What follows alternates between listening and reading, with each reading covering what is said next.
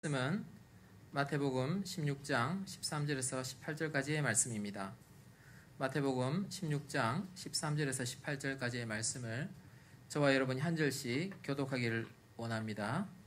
제가 먼저 13절 봉독하도록 하겠습니다. 예수께서 빌립보 가이사랴 지방에 이르러 제자들에게 물어 이르시되 사람들이 인자를 누구라 하느냐?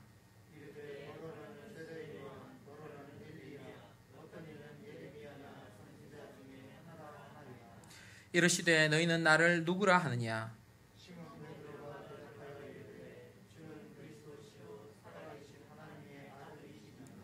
예수께서 대답하여 이르시되 바요나 시모나 내가 복이 있도다. 이를 내게 알게 하니는 혈육이 아니요 하늘에 계신 내 아버지시니라. 또 내가 내게 이르노니 너는 베드로라. 내가 이 반석 위에 내 교회를 세우리니 음부의 권세가 이기지 못하리라. 아멘. 네, 감사합니다. 오늘 아침에 또 얼마나 감사한지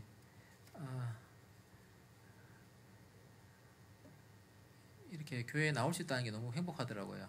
행복하고 이것도 대구 쪽은 좀 많이 안 늘었으면 좋겠는데 하는 마음이 있어요. 또 셧다운 되면요 카메라 켜놓고 저 혼자 이렇게 해야 되는데 되게 좀 뻘쭘합니다. 아무도 없는데 있는 것처럼 연예인들은 어떻게 하는지 몰라요. 막 이거 뭐 여러분 아무도 없고 카메라 하나 있고 저 혼자 있고 이래가지고 하면 여러분 같이 예배 드릴 수 있어서 너무 고맙고 감사합니다. 또 얼마나 감사한지 또 어제 제가 토요일날 주로 청소하지 않습니까? 저희 교회는 참 좋은 것 같아요. 장로님들이 청소를 안 빠지세요. 다 오셔서 청소하시고.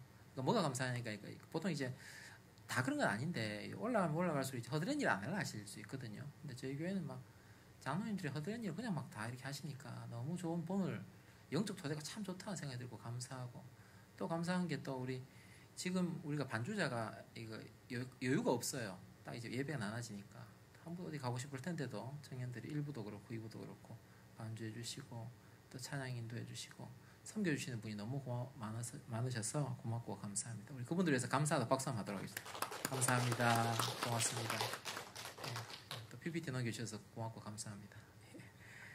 제가 이제 사도신경 되게 중요하게 여기는 게 이유가 있습니다. 여러분 이제 보통 기존교회 제가 이제 하나님께서 이제 은혜를 주셔서 청소년들하고 청년들하고 오랫동안 10여 년 넘게 이렇게 부서를 맡아서 이렇게 부목사로 섬겼었는데 보통 이제 세례를 언제 받냐면 이제 만 15세 이상 되면 이렇게 세례를 받거든요. 이제 그게 청소년기에 해당이 돼요.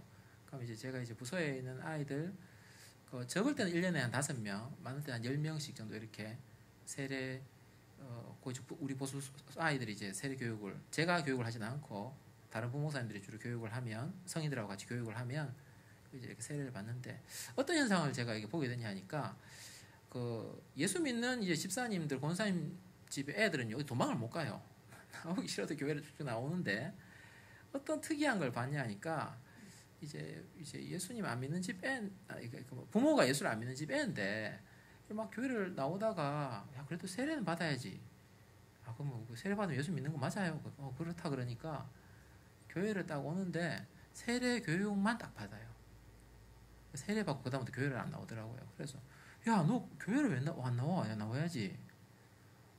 아니 행위로 구원받는 거 아니라면서요 목사님. 행위로 구원받는 거 아니지.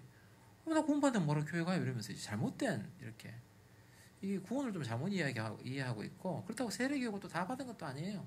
그래서 보니까 이거 문제가 많다 싶기도 하고 우리가 그렇게 신앙 고백을 교회마다 정통교회 다 외우는데 사도신경을 제대로 공부해 본 적이 없는 거예요. 그런 거 보니까 이거를 뭐 좀 제대로 할 필요가 있겠다라는 좀 생각이 들어서 여러분들도 다 아시는 내용이지만 또 교회 학교 아이들 위해서 또 새 가족들을 위해서 이걸 좀 정리해둘 필요가 있겠다는 생각이 들어서 이걸 하게 됐습니다. 그래서 영상으로 남겨서 다음에 이제 세례 교육 받으실 분들 이제 보시고 또 참고하시도록 그렇게 자료를 이렇게 준비하였습니다. 인터넷에 보면 사도신경이 필요 없다, 폐지하자라고 주장하는 사람들도 이단들도 있고 의외로 정통 교회에도 한 몇 분들 계세요. 근데 그분들 마음 가운데 어떤 게 있냐니까 음모론 이런 게 좀 마음에 좀 있으세요. 음모론이 있으셔서 캐톨릭은 저건 다 뭐 이단이고 저는 구원이 없고 그렇게 보는 견해도 있어요. 그러니까 이제 캐톨릭의 기억만 들어가도 다 빼고 싶은 마음이 있으신 분이 계셔서 그분들은 사도신경을 아예 이봐 회의회가 결정한 게 이게 뭐야 이거 안 돼. 성경에 사도신경이 어딨노? 빼버리자고 이렇게 주장하시는 분들이 유튜브에 활기를 치고 조회수가 뭐 한 50만 이렇게 넘어가는 경우도 있더라고요. 그런 걸 보고 또 잘못 오해하시는 분도 계셔서 정리할 필요가 있다 싶어서 이렇게 하게 되었습니다. 지난 시간을 잠시 한번 돌이켜 본다면 이렇다고 말씀드릴 수 있을 것 같습니다. 사도신경이라고 이름 붙인 이유는 사도들이 만들었기 때문이 아니라 사도신경의 내용이 사도들이 전한 복음의 내용과 일치하기 때문이다 라고 말씀을 드렸고요. 또 하나 주목하고 특기할 만한 사실은 여러분들 세계사를 공부하셔서 다 아시겠지만 종교개혁 이후에 유럽은 완전 살벌했습니다. 피비린내 나는 전쟁이 끊이지 않았습니다. 프랑스 같은 경우에도 여러분 아시다시피 신교와 구교가 이제 신교는 우리 개신교를 말하고 구교는 캐톨릭을 말하는데 30년간 피비린내 나는 전쟁을 했습니다. 우리가 30년간 전쟁했다 그러니까 이제 대등하게 싸웠다고 생각하는데 그렇지 않습니다. 캐톨릭이 주류였고요. 프랑스에서 왕, 귀족 다 캐톨릭이고요. 개신교로 전환한 사람들은 좀 지적인 게 좀 깨어 있고 그래도 이제 성경이 이렇게 라틴어가 아니고 프랑스 말로 볼 수 있는 사람들이 개신교로 이렇게 온 거예요. 평민들이 중산층들이 많았습니다. 근데 중산층들이 점점 늘어나니까 이 기득권들이 이렇게 위협감을 느끼는 거예요. 그래서 30년 전쟁이요. 말이 30년 전쟁이지 개신교가 엄청나게 탄압받았어요. 학살당하고요. 그래서 그때 사람들을 위그노라 그러는데 이 사람들이요 다 도망갑니다. 워낙 탄압이 심하니까. 그래가지고 나중에 낭트 칙령이 발표되면서 이제 약간 화해 무도가 되고 난 다음에 100년밖에 안 가요. 그 뒤에 또 루이 14세가 집권하더니 미친 짓을 하는 거예요. 막 재산 몰수, 잡히면 죽이고 감옥에 넣고 이러니까 다 이렇게 도망갔어요. 그럼 여러분 그러면 정말 그 사람들은 캐톨릭을 그러니까 위그노 입장에서는 개신교 입장에서 그들 위그노라 부르는데 정말 캐톨릭이 싫을 거 아니에요. 캐톨릭의 유산이면 다 없애고 싶을 거 아니에요. 그런데도 불구하고요, 그들은 사도신경을 해요. 사도신경.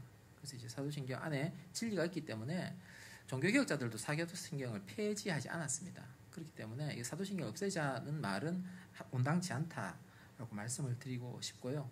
지난 시간에 크게 세 가지를 말씀드렸는데 오늘은 그 중에 첫 번째 걸 좀 더 집중해서 보고자 합니다.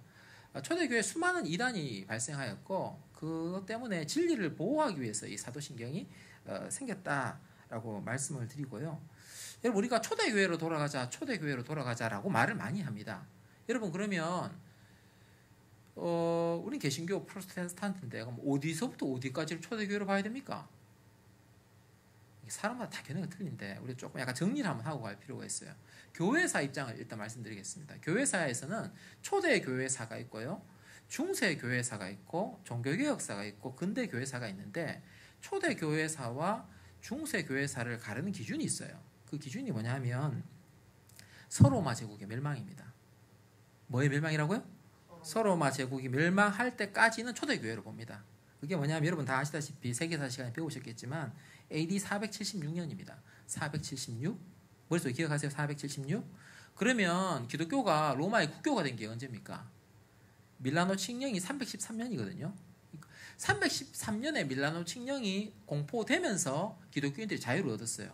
그러니까 그전에는요, 사람들이 핍박이 장난이 아니었습니다. 313년까지도.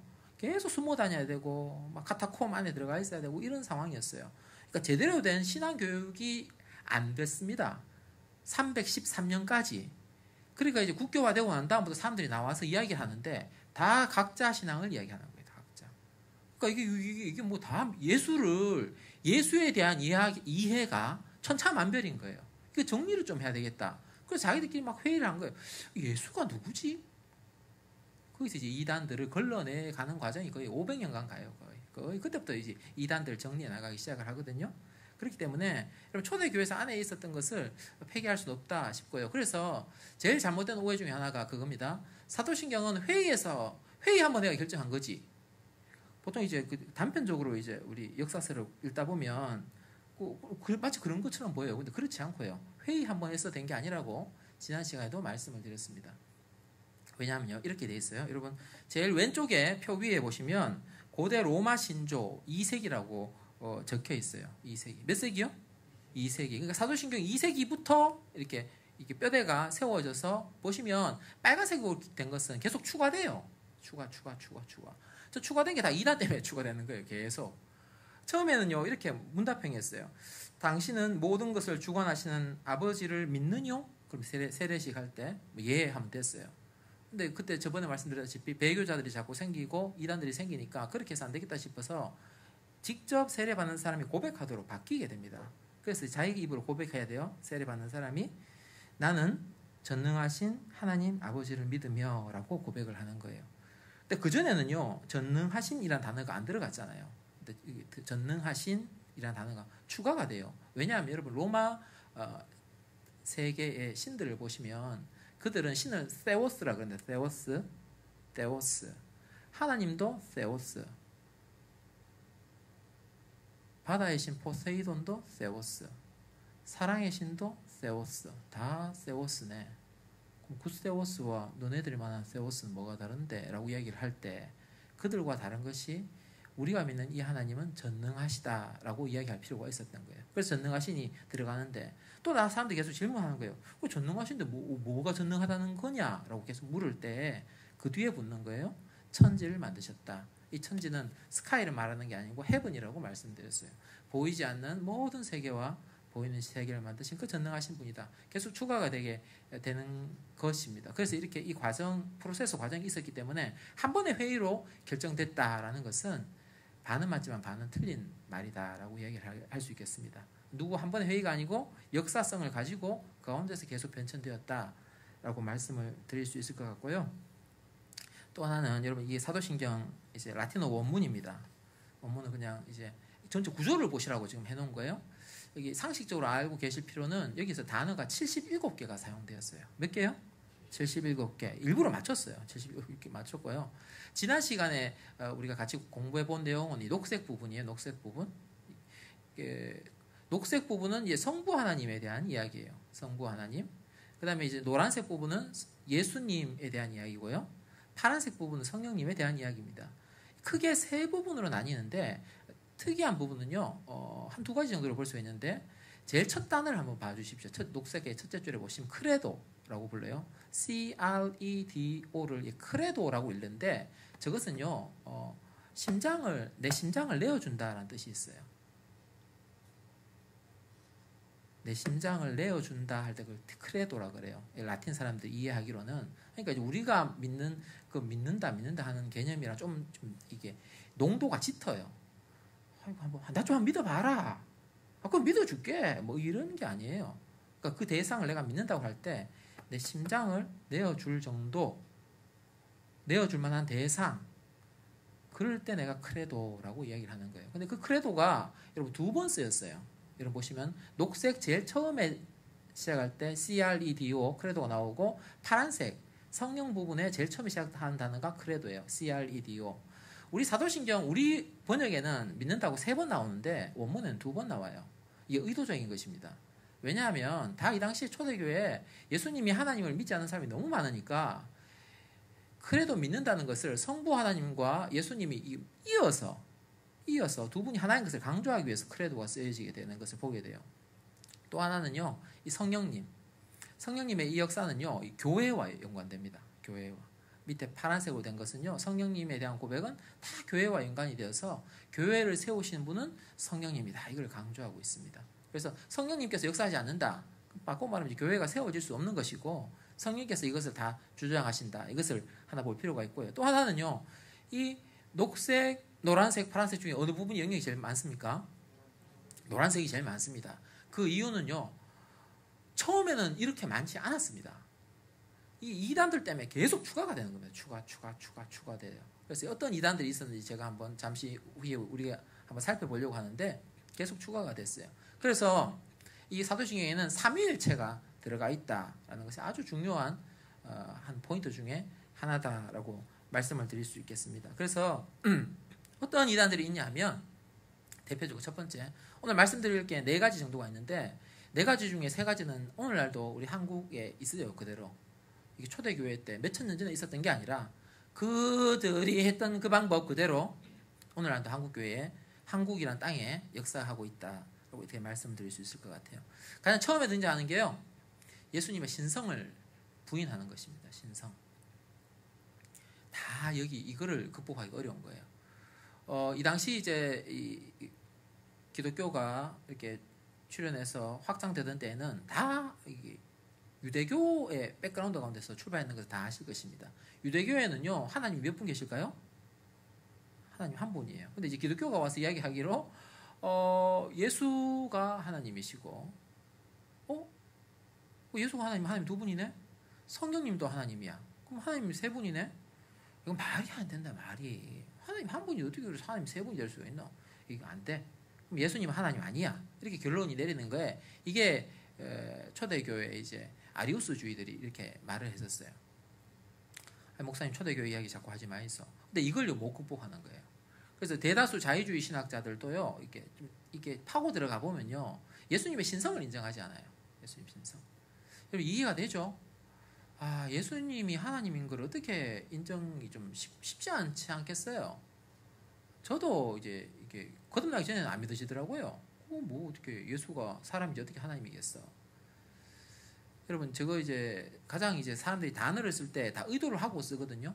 그래서 이제 예수님의 신성을 안 믿는 사람들이 쓰는 단어는요, 역사적 예수라는 단어를 써요. 뭐 쓴다고요? 역사적 예수, 인간 예수, 이 단어를 쓰는 사람들은요 주로 예수님의 신성을 인정하지 않는 사람입니다. 인정하지 않기 때문에 그 단어를 쓰는 거고요. 가장 먼저 역사적 예수라는 저 화두를 던진 사람은 여러분 몇 번 말씀드렸다시피 알버트 슈바이처인데 정말 대단한 사람이지 않습니까? 의학 박사, 신학 박사, 음악 박사, 이 세 개 천재인데 30대 때 벌써 박사 3개니까 우리 넘사벽이잖아요. 그러다 인격까지 고매해서 평생을 선교지에서 의료 선교하고 봉사하면 그 사람이 뭐가 부족하겠습니까? 다 존경한데 이거 겸손하기까지 해요. 노벨 평화상 받으러 오라 그러니까 내가 뭐 그런 거 받으러 갈 필요 없다 하면서 안 가요. 시상식 그것도 안 가는, 그렇게 좀 대단히 존경할 만한 사람인데, 근데 그는요 예수님의 신성을 믿지 않았어요. 그런데요, 신학 박사예요. 신학 박사. 성경을 얼마나 깊이 봤겠습니까? 신학 박사예요. 이 당시 알베르트 슈바이처가 공부하던 그때는요, 가장 신학이 발달한 게 독일이에요. 독일. 거기서 박사 받으면 진짜 공부 많이 했는데요, 진짜 공부를 그렇게 하고도요 예수님의 신성이 안 믿어지는 거예요. 여러분 예수님의 신성이 믿어지십니까? 아멘. 그거 성령님께서 역사 안 하시면 안 돼요. 그게 공부 많이 한다고 해결되는 게 아니에요. 성경 많이 본다고 해결되는 게 아니에요. 믿어지면 여러분 다 구원받으신 분들이에요. 예수님의 신성. 그래서 이제 알베르트 슈바이처는 그렇게 했었고요. 또 유대교도 그렇잖아요. 유대교도 예수님의 신성 인정하지 않고요. 이슬람도 예수는 선지자일 뿐이다라고 이야기하고요. 오늘날 우리나라에 있는 거의 대부분의 기독교도가요 한 16%에서 18%밖에 안 되는 것 같아요. 개신교도들은요. 나머지 대다수 사람들이 다 예수의 인성은 다 인정해요. 세계사 책에 나오고 너무 나오니까 예수가 사람이다, no problem. 아무도 댓글 안 걸죠. 하나 딱 댓글 걸잖아요. 뭐예요? 예수님의 신성. 예수가 신이라는 거 인정 못 하겠다는 거예요. 그래서 이게 이제 가장 큰 이단이었어요. 그래서 이제 아까 크레도라는 단어를 성부 하나님과 성자 예수님을 같이 묶어서 하나의 크레도, 내 심장을 내어드릴 만한 가치가 있는 그 신조라고 이야기할 때 묶어나는 의도가 사도신경에 있는 것입니다. 두 번째 보시면 예수님의 이제 인성을 부인하는 이단이 나와요. 저게 이제 오늘날 이제 인성을 부인하는 이단이 종류가 여러 가지예요. 다 말씀드릴 수는 없고요. 크게 한 3가지 있는데 다 말씀드릴 수 없고, 그중 하나만 일단 말씀을 드리면, 이 사람들의 주장은 이건 거예요. 예수가 인간이었는데 예수님께서 이제 세례 요한에게 세례 받으실 때 하늘에서 그리스도의 영이 임했다는 거예요. 그리스도의 영이 임해서 신성이 임해서 쭉 활동하고 기적을 하고 하다가 이 그리스도의 영, 예수의 신성이 언제 떠나가냐면 십자가에서 죽기 전에 떠나갔다는 거예요. 그래서 결론적으로 십자가에 못 박혀 죽은 것은 그리스도는 없고 오직 인간 예수일 뿐이라는 거예요. 이 주장을 하는 것이 신천지입니다. 왜 그 주장을 하냐 하면 인간 예수만 죽었고 그리스도의 영은 그때 떠나갔고 그 떠나갔던 영이 교주인 이만희에게 임했다는 거예요. 그게 그들의 가르침이에요. 이걸 믿는 사람이 한국에 20만 명이 넘어요. 지금 신천지 교도들. 이제 남의 일이 아닌 거예요. 그래서 제가 보면 이제 안타까운 게 이거 아이들이 이거 제대로 좀 배웠으면 그렇게 안 넘어갈 텐데 이거 들어본 적이 없는 거예요. 여러분도 아마 처음 들어보실 수 있을 텐데 이게 처음 있는 게 아니고요. 한국에 있는 수많은 이단들, 신천지뿐만 아니라 다른 것 이단들도 이런 그 요소들을 가지고 있어요. 딴 건 다 똑같이 하는 것 같은데 가지고 있으면서 한 번도 교회에서 이걸 들어보지 못한 청년들이요. 그 신천지 애들 80%가 청년들입니다. 거의 다 넘어가는 거예요. 그래서 이게 정말 교육을 제대로 하면 안 넘어갈 텐데 그 안타까움이 제 안에 있습니다. 다수의 이단들이 그렇고요. 또 다른 종류의 예수님의 인성을 인정하지 않는 것 중에 하나는 예수님을 환영으로 보는 거예요. 환영. 단어가 좀 어렵죠. 일루전이라고 얘기할 수 있을 것 같아요. 환상. 그러니까 이제 이게 귀신하고 좀 달라요. 환상을 봤다. 그러니까 예수님의 돌아다니는 게 그게 그냥 신적인 성품일 뿐이지 인성은 없다라고 이렇게 주장하는 그런 또 이단들도 있었어요. 그러니까 사도신경에 보면요, 동정녀 마리아가 그때 등장을 하는 거예요. 왜냐하면 육체를 갖고 오셨다는 거예요.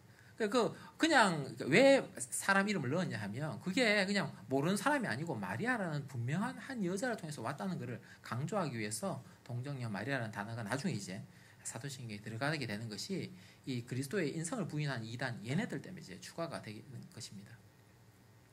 세 번째 하나 더 보고 싶은 것은요, 이것도 지금 우리나라에 있어요. 여러분 잘 한번 들어보십시오. 예수 그리스도의 인성과 신성이 있는데 완전하지 않다는 거예요. 예수님이 신성, 인성 있어요. 동의합니다. 그런데 완전하지는 않아요 라고 이야기를 해요. 이네들의 주장은 이건 거예요. 왜냐하면 그리스도는 모든 피조물 중에 첫 번째다. 그러니까 인간 수준은 아니다. 인간 수준을 뛰어넘는 존재이다. 그런데 그렇다고 하나님은 아니다라는 거예요. 그러니까 마치 이 개념 이런 개념이에요. 하나님이 계시고 인간이 있으면 그 중간자적 존재가 예수 그리스도라는 거예요.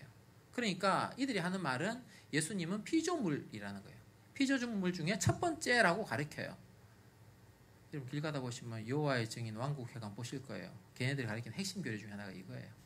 그러니까 얘네들은 예수가 완전하지 않다라고 이야기를 하는 거예요. 그래서 하나님도 아니고 사람도 아닌 중간자적 존재다라고 이렇게 가르치는 거예요. 근데 여기 또 여러분 여호와의 증인 많습니다. 여호와의 증인 중에 의사도 있어요. 그래 똑똑한데도 어릴 때부터 이게 세뇌가 돼가지고 이게 맞다라고 생각을 하고 살아가는 거예요.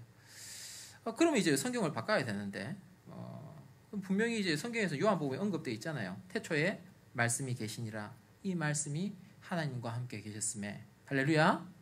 믿으십니까? 네, 분명히 성경에 그렇게 언급하고 있는데 얘들은 또 이상하게 이렇게 이야기를 하는 거예요. 그래서 차이점은 이 점입니다. 우리가 믿는 예수님은 태초라고 하는 건 시간의 출발점이고 공간의 출발점인데 시간의 출발점, 공간의 출발점 있기 이전부터 예수님께서 존재하셨다라고 믿는 것이 전통 교회의 견해이고 여호와의 증인에서는 태초가 만들어진 이후에 시간과 공간이 만들어진 이후에 제일 먼저 만들어진 존재가 예수 그리스도라고 얘네들이 지금 잘못된 것을 가리키고 있는 것입니다. 마지막으로 하나 더 보도록 하겠습니다. 예수 그리스도의 위격의 단일성을 부인한 이단. 말이 조금 어렵죠? 예, 말이 좀 어려워갖고 저는 신학교에 처음 가서 이게 무슨 말인가 이해가 안 됐었어요. 근데 여러분 가장 쉽게 이야기하시려면 여러분의 개념으로 이해하시려면 헐크 생각하시면 돼요. 헐크는요 몸은 하는데 안에 인격이 몇 개 있어요? 2개 있어요. 브루스 배너라는 인격이 있고 헐크라는 인격이 있는 거예요. 이거 그때 인격이 다르게 등장한다는 거예요. 몸은 하는데 인격이 다르게 등장한다. 지킬 박사 하이드처럼 어떤 때는 이 지킬 박사의 인격이 드러나고 어떤 때 하이드의 인격이 드러난다라는 개념을 갖고 있었어요. 이게요. 이게 참 이제 쉽지 않아요. 가장 마지막에 거의 등장하는 이단인데 이게 지금 네스토리우스라는 이단이고요. 이 이단이 나중에 이제 이게 이단으로 정죄받고 쫓겨가서 중국 당나라 때 그 안에까지 세력을 펼쳐요. 그래 얘네들이 나중에 이제 우리가 삼국시대 때 신라 시대 때까지 영향을 미쳐가지고 여러분 그 불상 같은데 이렇게 조각되는데 십자가가 있는 경우가 있어요. 네스테리우스 이제 파의 영향인 거예요. 그래서 이제 잘 모를 때는 네스토리우스 뭘 좀 받아주지 싶은데 받아주면 안 되는 거예요. 받아주면 뭘 인정하는 거냐면요, 마치 예수는 정신질환자다라고 이야기하는 거 비슷한 거예요. 다중인격자 내지는 그렇게 접근이 되도록 되기 때문에 절대로 우리 정통 그리스도 교회에서는 받아들일 수 없는 그런 사상이었습니다. 그래서 이런 것들 때문에 이렇게 디펜스하기 위해서, 방어하기 위해서 계속 이제 사도신경이 발전해 왔다라고 말씀을 드릴 수 있을 것 같아요. 그래서 이것은 이제 최종 이것이 정리되고 난 다음에 나온 내용인데 칼케돈 공의회거든요. 451년에 정리된 내용인데 여러분 한번 제 유튜브에 저 교회 홈페이지에 올려놓을 테니까 읽지는 않겠습니다. 한번 이렇게 보시고 하시면 좋을 것 같아요. 그래서 한번 읽어볼까요? 예, 한번 읽어보겠습니다. 우리 주님은 참 하나님이시자 참 사람으로서 온당한 영혼과 육체를 가지고 계시며 신성에 있어서는 성부와 동질이시고 인성에 있어서는 우리와 동질이시다. 그는 모든 일에 우리와 한결 같으시되 죄는 없으시다. 신성을 따라서는 만세 전에 하나님 아버지에게서 나셨으며 인성을 따라서는 이 모든 날 마지막에 우리와 우리의 구원을 위해 하나님의 어머니인 동정녀 마리아에게서 나셨다. 그는 한 분이신 그리스도시요 아들이시요 주님이시요 독생자이시다. 그는 혼합되지도 않고 변하지도 않고 나누어지지도 않는 두 본성을 가지신 분이다. 연합으로 인해 두 본성의 구분이 사라지는 것은 결코 아니며 오히려 한 인격, 한 존재 안에서 각각의 본성이 보존된 채로 동시에 존재하고 있다. 두 본성은 분할되거나 두 인격으로 나누어지는 것이 아니라 오직 한 분이며 동일하신 아들, 독생자, 하나님, 말씀, 주 예수 그리스도가 계실 뿐이다. 이게 이제 주 451년 칼케돈 공유에서 이렇게 된 거예요. 그러니까 이제 이게 바로 된 그거죠. 근데 이게 여러분 우리가 종류대로 들으니까 그렇겠지 싶지만 그 당시에는 여러분 어려웠던 거예요. 이해가 안 됐던 거예요. 얘네들은 이렇게 이야기를 하는 거예요. 어떻게 신이신 완전한 신성을 가진 그 예수님이 피곤해갖고 그렇게 배에서 주무시고 그러냐. 완전한 신성을 가진 그분이 어떻게 슬프다고 우냐. 눈물을 흘리냐. 그렇게 이야기를 하는 거죠. 그러니까 그네들의 주장은 그때는 예수님의 신성이 잠시 딴 데다가 있다가 드러나지 않다가 인성만 드러난 거다. 그 예수님께서 막 이제 바다를 풍랑아 잠잠해라. 풍랑이 잠잠해지고 오병이의 기적을 베풀 때는 인성은 딱 숨어 계시다가 신성만 드러났다라고 그렇게 이해를 한 것인 거예요. 근데 그것이 이제 옳은 견해가 아니다. 라고 여러분이 이해하실 필요가 있는 것 같습니다. 그래서 오늘 우리가 좀 살펴볼 부분은 이 부분이에요. 예수님에 대한 부분인데 여러분 잘 아시다시피 첫째 줄은 우리가 지난주에 했었고요. 오늘 이제 두 번째 줄을 예수님에 대한 부분을 우리가 볼 텐데 여러분 우리는 그냥 다 이제 이어서 말하잖아요. 예수 그리스도. 그런데 사실은 이 개념은 원래 다른 그리스도라는 개념은 이제 예전부터 있었던 개념이죠. 메시아라는 개념은 구약에 있었던 개념인 거죠. 그 개념이 와 보니까 예수님이 메시아구나라고 알게 된 것이죠. 그래서 이제 오늘 이제 특이한 세 부분을 좀 이렇게 다 아시겠지만 한번 또 살펴보려고 합니다. 우리 같이 한번 성경 구절 그가부터 한번 같이 한번 읽어보면 좋겠습니다. 시작. 그가 먼저 자기의 형제 시몬을 찾아 말하되 우리가 메시아를 만났다 하고 메시아는 번역하면 그리스도라. 예, 여러분 메시아 그리스도 같은 단어입니다. 메시아는 히브리어이고 유대인들이 쓰는 언어고 이제 그리스도라는 단어는 그 당시 모든 이제 헬라 사람들이 쓰는 단어였습니다. 의미는 같다. 그러니까 그리스도란 말은 기름 부었다. 기름 부음 받은 존재다라는 의미죠. 그래서 이 당시 이제 유대 문화권에서는 세 부류에게 기름을 부었습니다. 왕이 취임할 때 머리에다 기름을 붓고 올리브유예요. 또 이제 선지자가 하나님께 기름 부음을 받고 제사장이 그 제사장으로 등극할 때 이제 기름 부음을 올리브유를 기름 부음 이렇게 받습니다. 그럼 이제 누가 질문을 예전에 청년이 저에게 한 적이 있어요. 목사님, 그 성경 아무리 읽어봐도 예수님 머리에 기름 붓는 거 내가 한 번도 못 봤는데요. 그러더라고요. 그래서 여러분, 그래서 이제 그 기름이 아니고 올리브유를 예수님 머리에 부은 적은 없어요. 예수님께서 언제 기름 부음을 받으셨냐면 이제 세례 요한에게 세례를 받으시고 무리로 나오실 때 하늘로부터 비둘기 같은 성령이 내리신 줄로 믿습니다.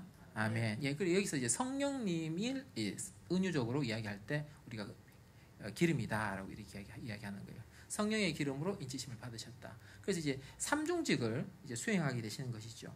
그래서 이제 첫 번째 직은 말씀이 육신이 되셨기 때문에 이분이 완전한 선지자라는 것이죠. 여러분 선지자는 이제 하나님의 뜻을 우리 사람에게 전하는 그 중간 매개체가 선지자지 않습니까? 선지자도 완전하지 않습니다. 근데 예수님은 이제 완전한 메시지가 되신다는 거죠. 그분 자체가 말씀이셨고 하나님의 뜻을 100% 그대로 우리에게 볼 수 있도록 보여주시는 거예요. 간혹 보면 하나님 이제 절대자를 생각할 때 모든 사람 절대자는 다 믿습니다. 웬만하면 절대자. 조물주가 있겠지라고 다들 믿어요. 예전에 이제 우리가 기독교가 들어오기 전부터 조선시대 때도 조물주가 있겠지. 중국에서는 천재가 계시겠지. 이 전체를 다스리는 분이 계시겠지라고 이해를 하는데 그게 상당히 추상적이고 왜곡되어 있어요. 그런데 유일하게 그 절대자를 바로 볼 수 있는 안경이 있는데 그 안경의 이름이 예수입니다. 뭐라고요? 예수예요. 마치 그 안경을 끼면 하나님이 보여요. 근데 그 안경을 끼지 않으면 하나님이 보이지 않습니다. 마치 첩보 영화에 레이저 광선이 축축축 지나가는데 안경을 딱 끼면 무슨 특수 안경을 끼면 딱 보이잖아요. 마치 그것처럼. 왜냐하면 하나님의 성품이 예수님 편에 드러나기 때문에 막연하게 그냥 힘만 가진 분이 아니라 그분이 사랑을 가지신 분이고 인격을 가지신 분이구나 하는 것을 알게 되는 것입니다. 그래서 두 번째는 그분이 이제 영원한 제사장이시죠. 제사장으로. 그래서 이제 이게 의미가 있죠. 사제를 통해서 이제 하나님께 가는 것이 아니고 오직 예수님 통해서만 우리가 지성소로 들어갈 수 있다라고 믿는 것이고, 세 번째는 예수님께서 만왕의 왕이신 줄로 믿습니다. 아멘. 예. 빨리 넘어가도록 하겠습니다. 두 번째, 예수님이 유일한 독생자시라는 거죠. 유일한 독생자.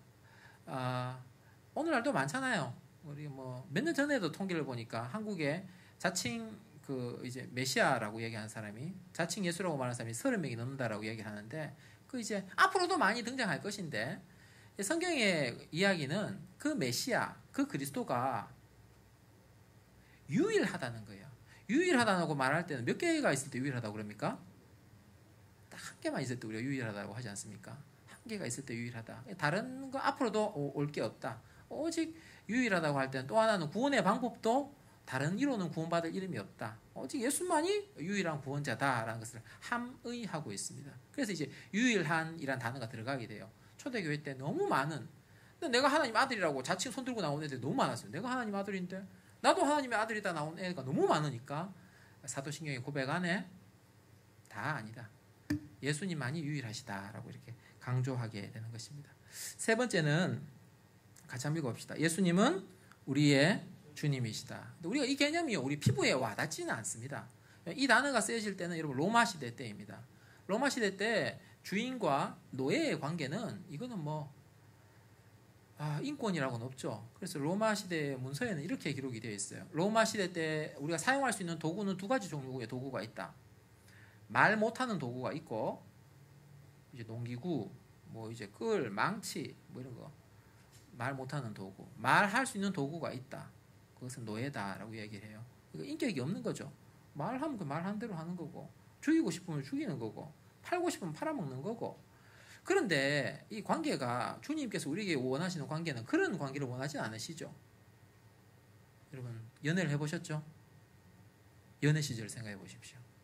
사랑하는 그녀를 만나기 위해서 시간을 내는 게 아까우시던가요? 다 중매로 만나셨습니까? 시간이 안 아깝잖아요. 시간이 안 아깝습니다. 저는 진짜 안 아까웠어요. 그래갖고 뭐 만나자 그래갖고 틈을 내가 새벽 일찍 출근하기 전에 보자 그래갖고 그 30분 보려고 1시간을 달려가고 그랬었어요. 진짜 사랑하니까 시간이 안 아깝더라고요. 그래서 제가 진짜 해외여행을 어디 갔어서 있는 돈 탈탈 털어가지고 먹을 거 안 먹고 싹 아껴갖고, 그래가지고 돈을 한 20몇만 원 딱 모아가지고 딱 면세점 가서 비싼 거 목걸이 하나 샀어요. 사다 주면서도요 하나도 아깝다는 생각이 안 들었었어요. 여러분들 20몇만 원 이제 눈 깜빡도 안 하시는데 부자들이라서 20년 전에 대학생한테 20몇만 원 큰 돈이었습니다. 전혀 아깝지 않더라고요. 아깝다는 생각이 안 들더라고요. 왜요? 사랑하니까. 또 관심이 오직 거기 있어요. 여러분 사랑하셨던 여러분, 그때는 그녀가 지금 뭐하고 있을까라고 생각하잖아요. 그놈은 지금 뭐하고 있을까 이렇게 생각하시잖아요. 이 시간에 뭐 밥은 먹었을까? 관심이 거기 있잖아요. 우리가 이제 현대어로 이거를 사랑의 노예라고 표현을 하지 않습니까? 그래서 여러분 우리가 신앙이 안 좋아졌다 말할 때 과연 우리가 이제 과연 주님을 얼만큼 더 사랑하신 것인가, 그것을 이제 점검해 볼 필요가 있는 것 같고요. 주님이 로마 시대 때 그러한 주종 관계를 원하지는 않으세요. 하지만 정말 하나 기억하셔야 될 것은, 그렇다고 해서 우리의 주인이 다른 것이 되면 안 됩니다. 우리가 금요일날 맨날 보고 있어요. 우상에 대해서 맨날 말씀을 드려서 또 말씀드리기가 죄송한데, 일상에는 많은 것들이 우상으로 등극할 수 있습니다. 그 자리를 바꾸어서는 안 되겠다라고 한번 말씀드리겠습니다. 제가 한번 기도드리도록 하겠습니다. 아버지 하나님, 저희가 무엇이간데 진리를 알게 하시고 이 세상 모든 사람이 예수가 하나님인 것을 인정하지 않고 믿지 않는데 저희가 알버트 슈바이처만큼 탁월하거나 하거나 똑똑한 사람이 아님에도 저희 가운데 성령을 주셔서 예수가 하나님이심을 믿게 하시니 감사함을 드립니다. 아버지 하나님, 당신께서 유일한 독생자이신데 우리를 위하여서 십자가 지셨는데 우리가 당신을 향한 그 사랑이 식은 것을 고백합니다. 아버지 하나님, 당신을 위하여 시간을 드리고 돈을 드리고 나의 관심이 예수에게 있는 것이 다시 회복될 수 있도록 도와주옵소서. 그래야 해서 주님, 이 땅에 있는 것이 나의 주인이 아니라 오직 예수, 당신께서 나의 주인이신 것을 삶으로 고백하는 모든 교우들 될 수 있도록 복의 복을 더하여 주옵소서. 주께서 함께해 주시길 소망하며 예수